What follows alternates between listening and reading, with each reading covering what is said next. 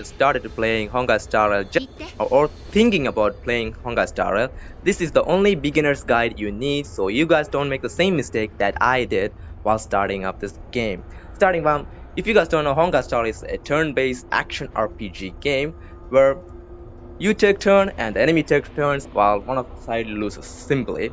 And each character has a certain element, like ranging from physical, ice, wind, imaginary fire, lightning, and quantum. They also follow a certain path, like hunt. They are really good at single target damage.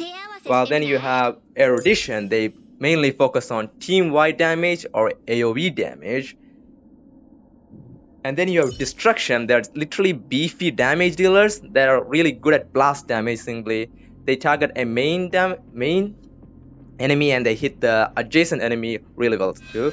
Then you have preservation units that are really good at protecting your team by using shield or damage reduction. And then you have harmony units that are really good at simply giving you buffs. They give your allies or a main damage a lot of buffs, so you literally destroy the enemy even faster. Then you have abundance unit. They're just like healers. They heal you and cleanse you from any debuffs technically. And then you have nihility units. Now nihility units are technically they are debuffers, and there are multiple debuffs like DOT and defense down, effect rust. So yeah, they're covered, debuffs simply. And then you have acheron, because I don't know what acheron does. Like, she just straight out destroys enemy that has a lot of debuffs, but she doesn't apply debuff herself, so I don't know what's going with her anyway. Moving on, then you go into combat. Like, let me just go into combat really quick. You put a weakness and you just do a lot of damage technically.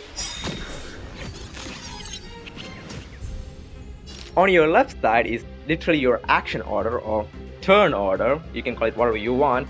The faster you are, which side is fast. If your enemy is faster, they will go first. If you are faster, you will go first. And the bars above the enemy's head are called toughness bars, and you can use your, if you have the same element as the enemy's toughness bar, you can reduce them like this and break them. And each toughness bar has its own weakness. Like, if I do it with lightning there, I just use shock on them because they took a debuff. And if I use fire here, it will also break the enemy and they will get a debuff on them. It's called burn. They just get burned. And then if you use quantum here, it will slow them down and put a debuff marker on them. And if you get 5 on it, you will literally explode them. Yeah, they just get exploded. And each of them has its own weakness. Like, if you use imaginary to break their toughness bar, they will get imprisoned and they will send back in action order by 1 or something. And if you break them with ice, they'll just get frozen in time because they just get frozen. And if you use physical, I think it puts the physical dot on them. That's really strong. Same goes for wind. If you break them with wind, they'll also get a debuff called wind shear, if I remember. So breaking them with the certain element gives you a lot of advantage because you will do more damage to an enemy that has weakness than if you use it on somebody that doesn't have a weakness. Oh yeah, my Zeal doesn't have any stats on her, that's why she didn't kill that thing. You guys want. So let me get my Zeal off.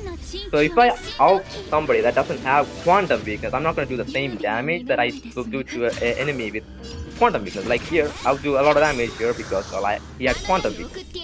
But if I use the same thing on this enemy, I didn't kill him there because, well, first I didn't use my skill. Second, that guy didn't have quantum weakness, so he took less damage. So if you're a beginner, that's what you need to do. You need to use the enemy's weakness and everything, so you can have a higher edge in combat technically. But that's one thing. It's a long term to cover the freaking element anyway. So moving on from that, the first thing is not to spend your resource on multiple units. Rather than building 10 units, just focus on one team where you just build a DPS like maybe a Zila or Acheron or Kafka. Like, spend building your DPS and then cover them with a team that are good. Like, build a support second, then build a debuffer like Pella, Silverwolf, and then build a sustainer, Gallagher, xuan, or anything. Just build 4 units that you like and you think, oh, this could work really well with my team. Build 4 units so you don't spend your credits and level up materials on different units. So just build one core team that you want progress your what do you call missions and everything, so you can go really far into story mode, I guess. So build 1 unit, 1 team, rather than building 8 or 10 units that I did, and I kind of makes me feel bad now I think about it.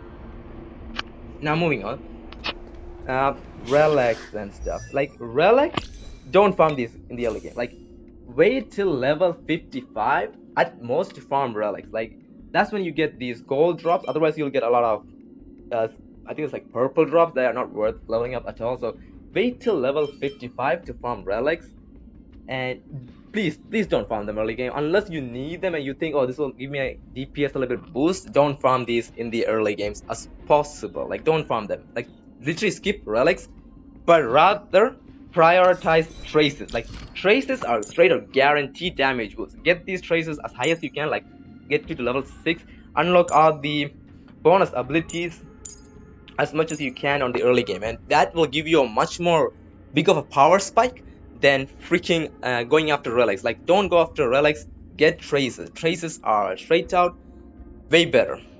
Then don't forget about your monthly exchange reward. Like new players actually forget there's a thing called monthly exchange here. Like I actually got mine. Like you can see that 13-hour, it will reset again because next month is coming.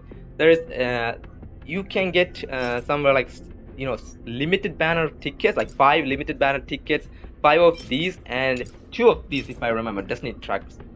Get the limited tickets first. Get the 5 limited tickets so you can summon on the limited banner and stuff, and get them. And if you have enough points, like these things, not these things actually, here, yeah, these things.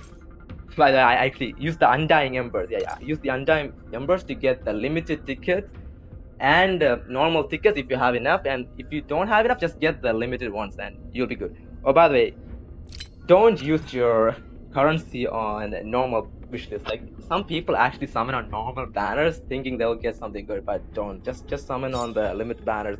Don't summon on the normal banners. It will regret you really bad, because I actually summoned it and I kind of sucked it. When I started this game, I actually summoned 20 or something on the early parts because I wanted a character really bad, because my first character was Bilo and I was really pissed, so I wanted a character really bad and I actually summoned on somehow normal banner and I kind of regret it. Now moving on, don't forget about your assignment. New players always forget about this thing. These things, they may not give you that much, but something is better than nothing. So don't forget about your assignments. Just do these 3 like XP materials and stuff, and do whatever you want the other last one. Just don't forget about it. And then don't forget to use your friends' support. Like you, when you tackle a big boss, like after you're done with the story and you want to do it again, if you want to do it fast, just use one of your friends' OPE6 acheron and just one-shot those things, and you will save a lot of time. So don't forget about support system. Support system exists so you can easily clear weekly bosses and stuff. So don't forget, even on calyx farming or relic farming or anything, use your friend support characters, because I'm telling you, they will have some incredibly strong units built because they have been playing the game for almost 1 year or so, and if they don't, well, they suck. But don't forget to use the supports. Use your friends' supports so you can have an easy time. Simple. And moving on now, another thing people forget is Herta's shop. Like Herta's shop is really important, especially when you're beginning, because beginners make a small mistake in Herta shop, and that is they buy these tickets. Like don't buy these tickets. Like these tickets not worth. Like you will get a lot of summons. Don't use them. The things you buy should be the icons, like mainly the destruction one, the fall of Eon, and cruising in the stellar sheet. These 2 icons are really strong, especially in the early game where it's really hard to get crit rate on your character. So especially if you're a hunt unit like Zila or a Danching, you lost a 50-50 and you got an Anching, maybe you just give him this icon and just use it.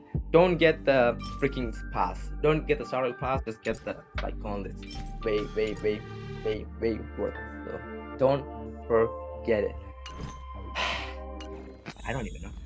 And if you guys found this video information worth your while, please leave a like and subscribe so it will motivate me to make more videos. And I know the quality, you might hear some background noise and stuff. I'm really sorry about it. I don't have that many devices to use, so I'm just using this now. I'm moving on. I don't even know if I'm missing anything now. Oh, don't think about MOC too much when you're starting the game. Like, just think about MOC and pure fiction and stuff. Don't think about them too much. You're not gonna miss out that much anyway. You just need 2 months at least to get to the point to beat MOC and pure fiction. So when you're starting the game, just focus on clearing the story quest and try to farm as much as stellar as possible so you can get your favorite limited character band. So don't overdo it. And don't overthink about Forgotten Hall. It took me 2 patches for myself to get full stars on MOC. So it will take time. It will take time. Okay, it's not like you're gonna get. You will able to zero cycle MOC on day 1 unless you're a giga whale. Then you might able to do it, but just be responsible with your money as possible and spend it wisely. That's why I'm making this guide so you don't get distracted that much anyway. That's all there is to it.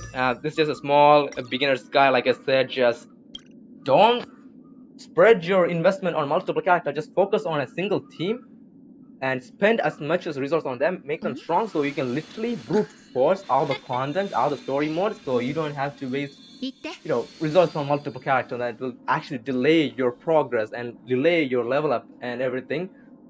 So I hope this guide was to your help, and yeah,